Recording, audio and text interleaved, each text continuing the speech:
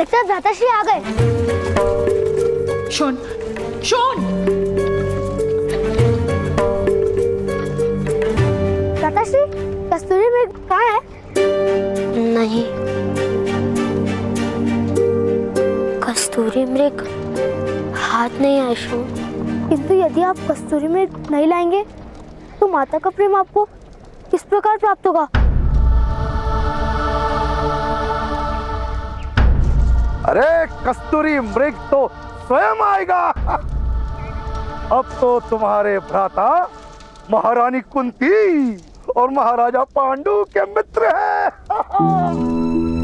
कस्तूरी मृग क्या, अब तो स्वर्ण का कस्तूरी मृग आएगा। चलो भीतर चलो। पता है शोन, महारानी ने तुम्हारे भ्राता कर्ण को अपनी अंगूठी दी है। अब तो तुम्हारी माता ने यदि कर्ण को प्रेम नहीं दिया तो दरिद्र रह जाएंगे और पछताएंगी। आर्या, जेठ जी से कहिए कि कुंती बोझ का राज सारथी एक छोटे से गांव में छोटे छोटे रथ बनाकर पूरे वर्ष में केवल 2 सुवर्ण मुद्रा प्राप्त करते हैं। इससे अधिक दरिद्रता और क्या आएगी?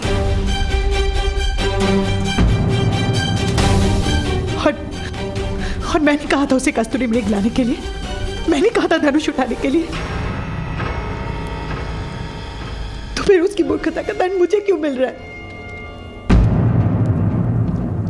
संतान की मूर्खता का दोष और संतान की सफलता के लिए प्रशंसा दोनों माता को ही मिलते हैं। यदि तुम कर्ण जैसे चमत्कारिक और दिव्य बालक को अपनाओगी तो प्रशंसा तले डूब जाओगी, गर्व से फूल ही नहीं समाओगी। मुझे किसी की प्रशंसा की कोई आवश्यकता नहीं है। और ये दिव्य है ना, तो ये मत भूलिए, दिव्य का स्थान दिव्य लोक में है, देवताओं के बीच में।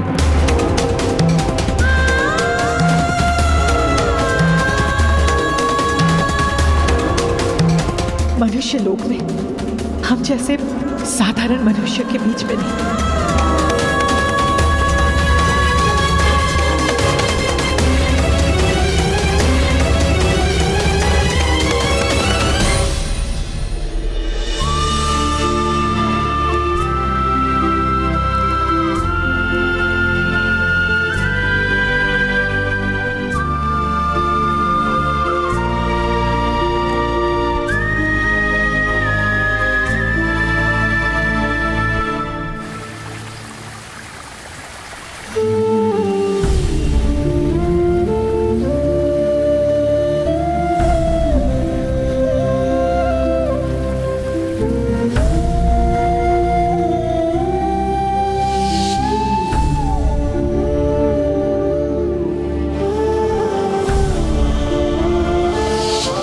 ये दिव्य है ना, तो ये मत भूलिए, दिव्य का स्थान दिव्य लोक में है, देवताओं के बीच में। मनुष्य लोक में हम जैसे साधारण मनुष्य के बीच में नहीं।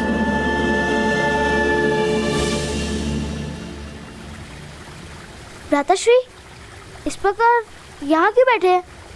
तो कहाँ बैठो शोन? चलिए, क्या आपको पता नहीं यहाँ पिशाच आते हैं? अब मुझे पिशाच से कोई भय नहीं, वैसे भी मेरी मृत्यु होने वाली है। माता ने उचित कहा है, दिव्य का स्थान देवलोक में ही होता है। पर माता का क्रोध तो कल तक उतर जाएगा। नहीं शोन, ताऊ ने कहा था यदि किसी वस्तु से प्रकाश निकले तो वे दिव्य होती है। और मेरे शरीर से भी प्रकाश निकलता है। आपके शरीर में से कहाँ प्रकाश निकलता है? दिखाइए। ऐसे नहीं निकलता, किंतु जब मैं पर्वत से गिरता हूँ तब पूरे शरीर से प्रकाश निकलता है। अवश्य मेरी मृत्यु अब निकट है, उससे मुझे कोई हानि नहीं होती। तो दिखाइए। मृत्यु? अरे नहीं, प्रकाश। चलो दिखाता हूँ।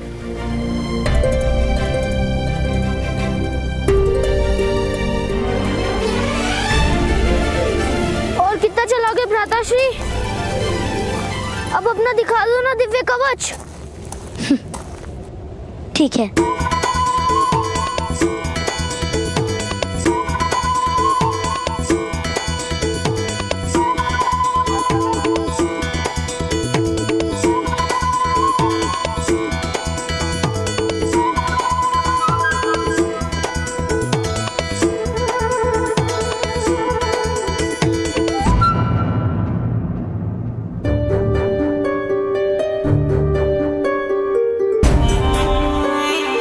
आश्चर्य है, अब कवच नहीं निकल रहा।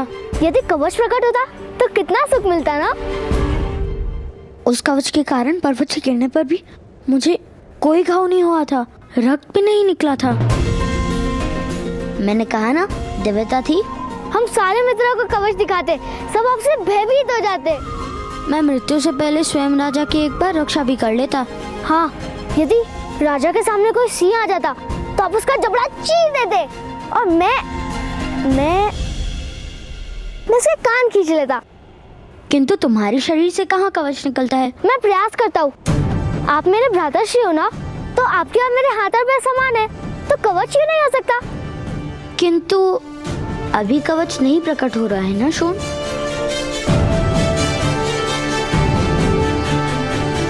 संभवतः पर्वत से गिरने पर प्रकट हो। मैं प्रयास करता हूँ। नहीं शोन, ठहरो, ऐसा साहस करना उचित नहीं।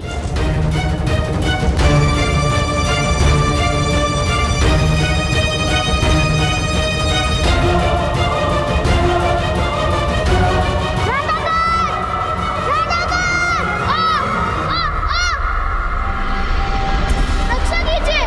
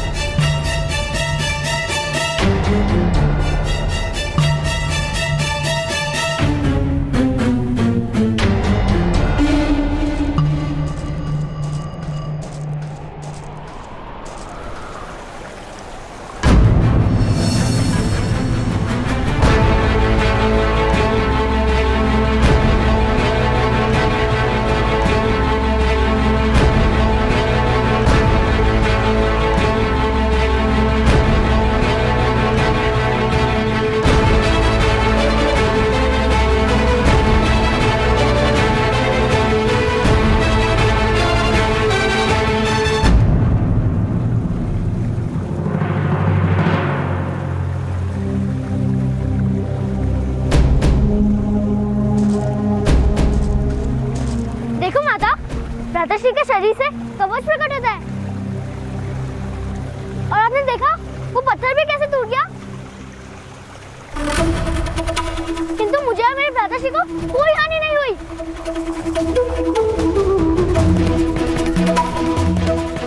माता, अब ने देखा मैं दिव्या हूँ ना।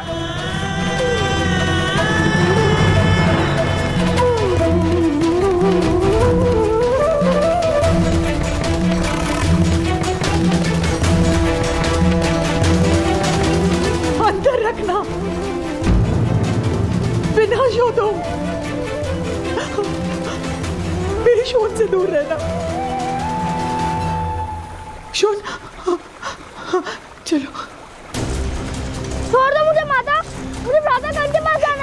आवश्यकता नहीं है।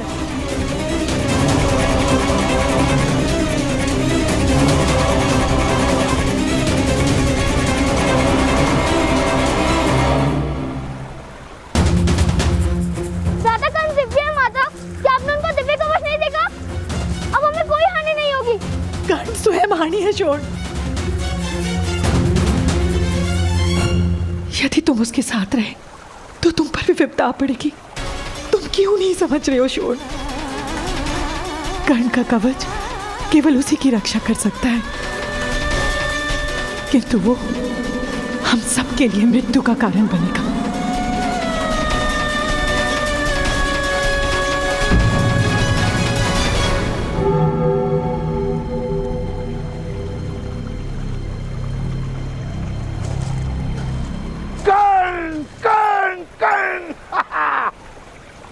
तुमने तो अपनी दिव्यता बता दी।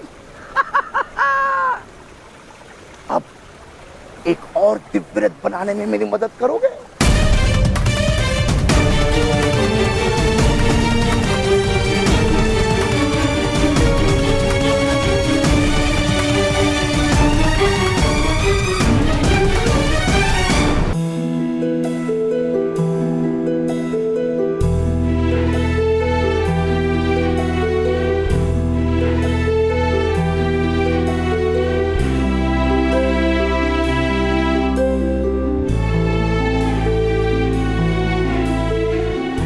मेरी दिव्यता माता के लिए क्रोध का कारण क्यों बन गई था? या!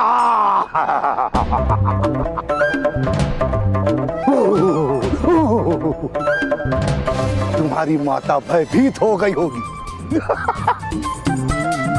तुम्हारी दिव्यता तो प्रेम का कारण है पुत्र। किंतु माता को मेरी दिव्यता से प्रेम नहीं हुआ था। दिव्यता और प्रेम का कोई संबंध नहीं होता पुत्र। दिव्यता से या तो श्रद्धा जन्म लेती है या फिर भय। और तुम्हारी दिव्यता से तुम्हारी माता अधिक से अधिक तुम्हें प्रणाम कर सकती है, प्रेम नहीं।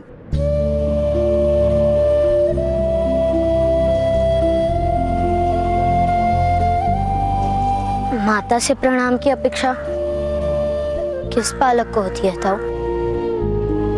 मुझे माता के प्रेम की आवश्यकता है। क्या माता मुझे कभी प्रेम नहीं करेंगी?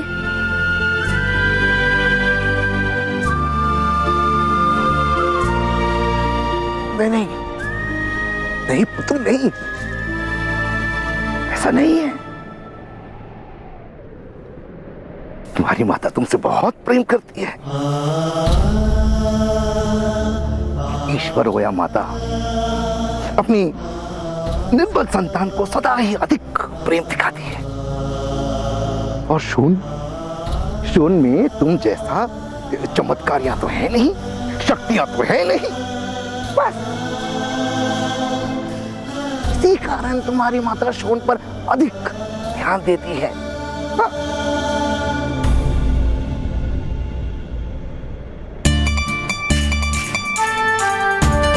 यदि ऐसा है तो मैं शोन को भी मेरे समान शक्तिमान बना दूंगा। फिर माता हम दोनों को एक समान प्रेम करेंगी।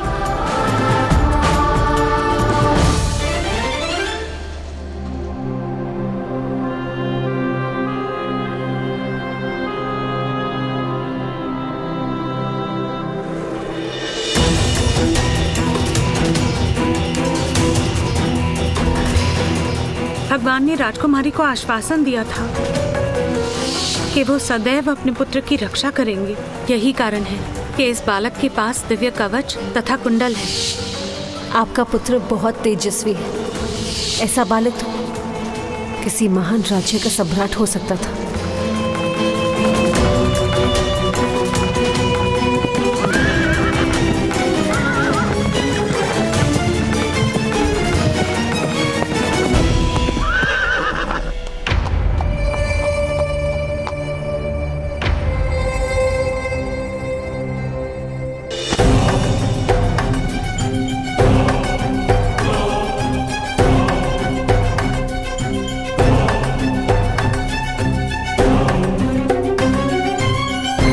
प्रणाम मध्यम महोदय। मेरे अश्वों को आज जल नहीं पिलाया तुमने। क्षमा कीजिएगा, किसी काम में व्यस्त हो गया था। मैं अभी जल पिला देता हूं। किस काम में व्यस्त है अधिरथ, बहुत अच्छे से जानता हूं मैं। स्वयं अपनी आंखों से देखा है मैंने।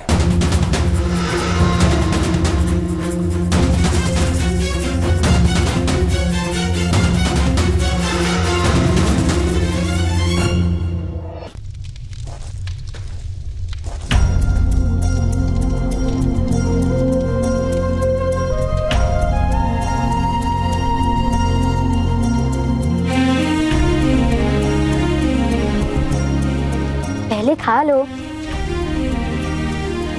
इतना क्रोध क्यों शोन? माता ने कहा है कि आपके कवच के कारण हम सबकी मृत्यु हो जाएगी। किंतु मैं जानता हूँ जब तक आप हमारे साथ होंगे तब तक मृत्यु हमें स्पर्श भी नहीं कर सकती है। किंतु माता ये बात समझती क्यों नहीं? अच्छा पहले खा लो। किंतु तुम तो ये बात समझते हो ना? अवश्य, मैं आपसे अत्यंत प्रेम करता भ्राता, 4 लड्डुओं से भी अधिक।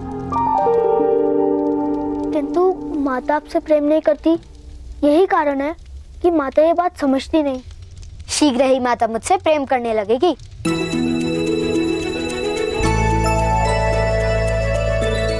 मैंने माता का प्रेम पाने का मार्ग ढूंढ लिया है।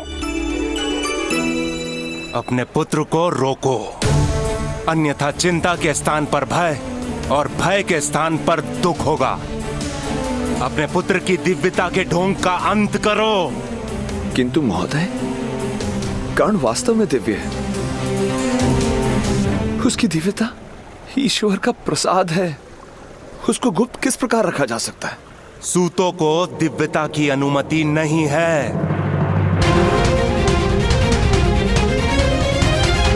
ईश्वर का प्रसाद जात पात नहीं देखता महोदय।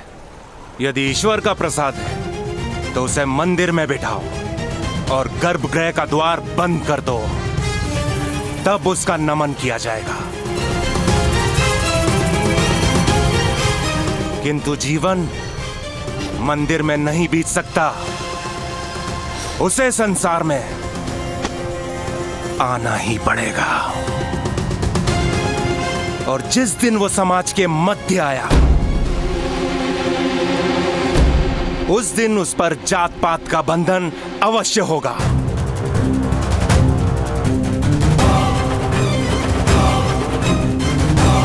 स्मरण रहे अधिरथ, यदि तुम्हारे पुत्र ने शक्तिमान बनने का प्रयास भी किया तो परिणाम बहुत गंभीर होगा।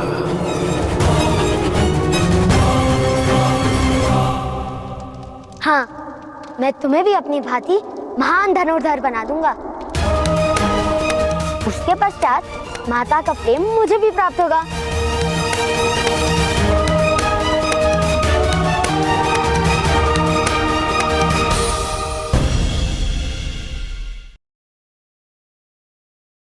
For more updates, subscribe to our channel, click the show links and enjoy watching the videos.